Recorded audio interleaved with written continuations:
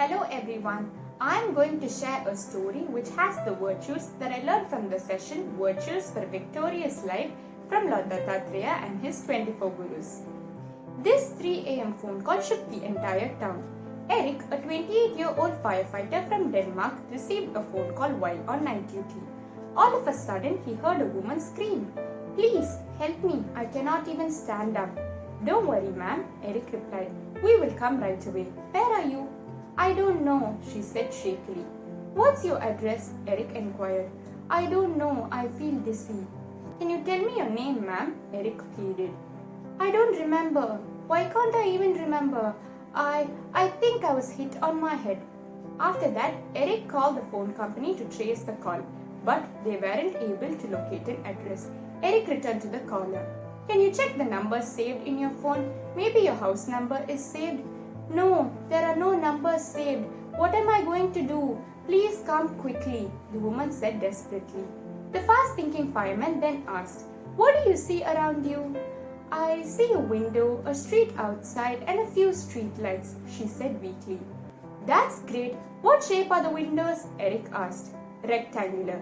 This narrowed down her location considerably. She had to be in Old Town. Thinking fast, Eric called the fire captain and requested the use of as many fire trucks as possible. "Your plan is daring, Eric," said the fire captain, "but do not give up. Saving lives is what we are here for." Moments later, 15 fire trucks were dispatched across every corner of Old Town. Eric was still on the line with the injured woman who was at the point in a desperate state. She could no longer answer, but Eric could hear her weak breath. Just 5 minutes later, Eric could hear a siren through the telephone. He commanded on each fire truck one by one to turn off the siren. He heard the siren blaring right up until truck number 12, which was closest to her door. But the sound could successfully get them only to the woman's street. They had no way of knowing which house was hers. Suddenly, Eric had the idea to instruct the people of the street over the loudspeaker.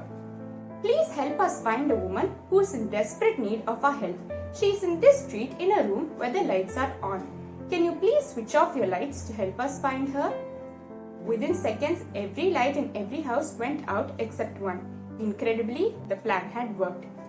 The firemen broke down the door and found the woman barely breathing. Thankfully, they rushed her to the hospital just in time. She made a full recovery and regained her memory within 2 weeks. If you refuse to give up, you can move mountains. From this story, we learn the virtue contentment from the Guru Python. The firefighter who was focused and had strong faith was able to help the lady and was finally contented. We also learn the virtue selfless service from the Guru's son. Seva is devotion in practice. Selfless service makes us follow discipline, keeps us motivated and committed, bringing us peace and joy. We get purified when we are totally involved in service. We should all do selfless service to receive the grace of Guru and God, as our main soul's purpose is to serve the Supreme Lord. Thank you.